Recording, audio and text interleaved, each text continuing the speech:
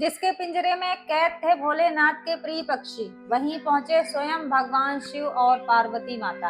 Hello friends, मैं हूं Sarita. Welcome to peaceful Sarita channel, जहां कहानियां सिर्फ सुनाई नहीं जाती बल्कि महसूस की जाती। आज की कहानी है सच्चे परिवर्तन की गवाही, एक बहेलिये की कहानी जो पक्षी पकड़ता था, लेकिन उसकी पत्नी की शिव भक्ति ने उसका भाग्य ही बदल डाला।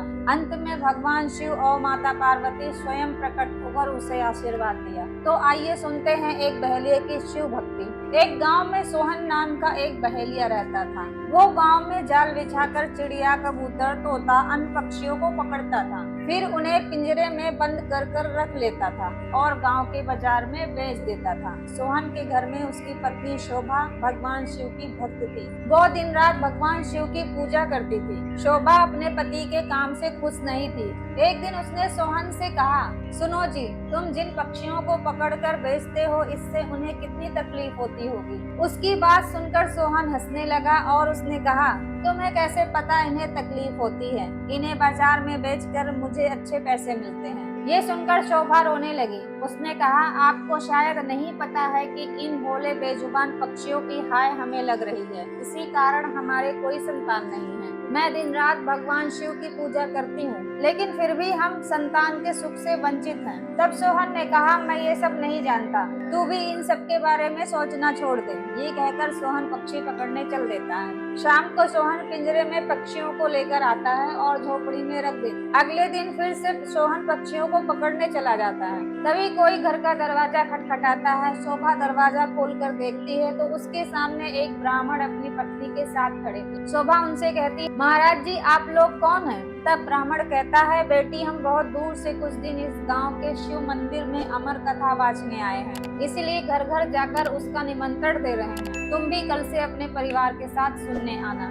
ये सुनकर शोभा बहुत खुश हुई। उसने कहा, हे ब्राह्मण देवता, मेरे तो भाग्य खुल गए। ऐसा अवसर किस्मत वालों को मिलता है, परंतु आप दोनों की रहने की व्यवस्था कहाँ है? तब ब्राह्मण ने कहा, बेटी, मंदिर के पुजारी जी ने हमारा रहने का इंतजाम मंदिर में ही करा दिया और इस गांव में जो भी हमें सम्मान और प्यार से भोजन कराएगा, हम भोजन कर लेंगे। ये सुनकर शोभा की आंखों से आंसू बहने लगे। उसने रोते हुए कहा, महाराज जी, मैं बहुत गरीब हूँ, लेकिन मेरी इच्छा है कि जब तक आप इस गांव में रहें, आप मेरे घर में भोजन करें, परंतु मेरे घर में रूखा सूखा है जो आपको पसंद नहीं आएगा। ये सुनकर ब्राह्मण की पत्नी बोली, बेटी, तुम चिंता मत करो। यदि तुम्हारी इच्छा है हमें भोजन कराने की, तो हर दिन हम तुम्हारे ही घर में भोजन करेंगे। तुम्हारे रूखे सूखे एक निवाले से ही हमारी तृप्ति हो जाएगी। ये सुनकर शोभा बहुत खुश हो गई। उसने कहा, मैं आपके लिए भोजन तैयार कर। तब ब्राह्मण ने कहा, माई, तुम भोजन तैयार करो, हम पूरे गाँव में निमंत्रण देकर तुम्हारे घर आ जाएंगे। ये कहकर दोनों चले जाते हैं। शोभा भोजन तैयार करती है। कुछ समय बीत जाने के बाद दोनों पति पत्नी शोभा के घर भोजन करने आ जाते हैं। जब वे भोजन करने बैठते हैं, तभी ब्राह्मण की नजर पिंजरे में पक्षियों पर पड़ती है।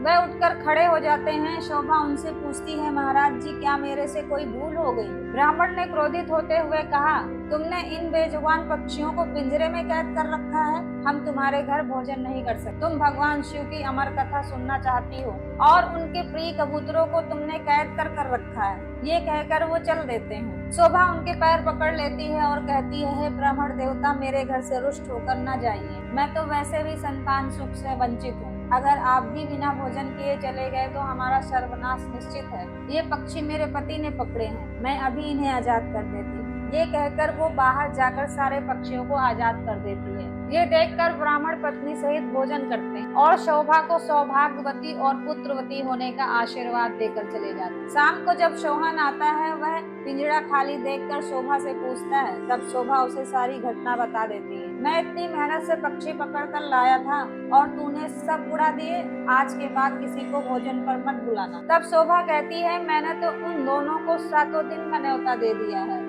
अब मैं इससे पीछे नहीं हट सकती। उन्होंने मुझे सौभाग्यवती और पुत्रवती होने का आशीर्वाद दिया है। अगर उन्हें भोजन नहीं कराया और उन्होंने गुस्से में श्राप दे दिया तो हमारा सर्वनाश हो जाएगा। आप केवल 7 दिन तक पक्षियों को मत पकड़ना, बाद में जो चाहे करना। सोहन को हार कर उसकी बात माननी पड़ी। वे बेमन से 7 दिन तक घर पर ही रहने लगा। हर दिन ब्राह्मण और उनकी पत्नी भोजन करने आते।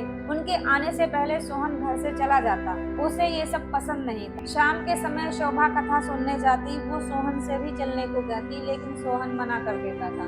इस तरह 7 दिन बीत गए। रात को शोभा ने सोहन से कहा, आपने मेरे कहने से 6 दिन पक्षियों को नहीं पकड़ा, बस आप मेरी एक और बात मान लीजिए। सोहन ने कहा, क्या बात है? वैसे भी मैं केवल कल ही घर पर रुकूंगा, परसों से अपने काम पर जाऊंगा। तब शोभा ने कहा, कल अमर कथा समाप्ति हो जाएगी। मैं चाहती हूँ आप कल मेरे साथ मंदिर में कथा सुनने चलें और वहाँ से वापस आने के बाद ब्राह्मण और उनकी पत्नी को अंतिम बार भोजन कराकर उनसे आशीर्वाद लें। क्या पता उनके आशीर्वाद से हमें संतान का सुख मिल जाए। सोहन उसकी बात सुनकर अगले दिन कथा सुनने चल देता है। मंदिर में कथा सुनते सुनते सोहन की आंखों में आंसू बहने लगते हैं। शोभा के पूछने पर वो कहता है, भगवान शिव ने जिन कबूतरों को अमरता का आशीर्वाद दिया था, मैंने जीवन भर उन्हें बेचकर अपना जीवन नरक बना लिया। कथा समाप्ति होने पर वो दोनों घर आ गए। सोहन का मन निर्मल हो गया था। उसने शोभा से कहा, मैं आज से ही ये काम छोड़ दूंगा और मेहनत मजदूरी करूंगा। कुछ देर बाद ब्राह्मण और उनकी पत्नी भोजन करने आए। सोहन ने उनका स्वागत किया, उन्हें भोजन कराया। उसके बाद सोहन ने अपने मन की सारी बात उनके सामने रख दी।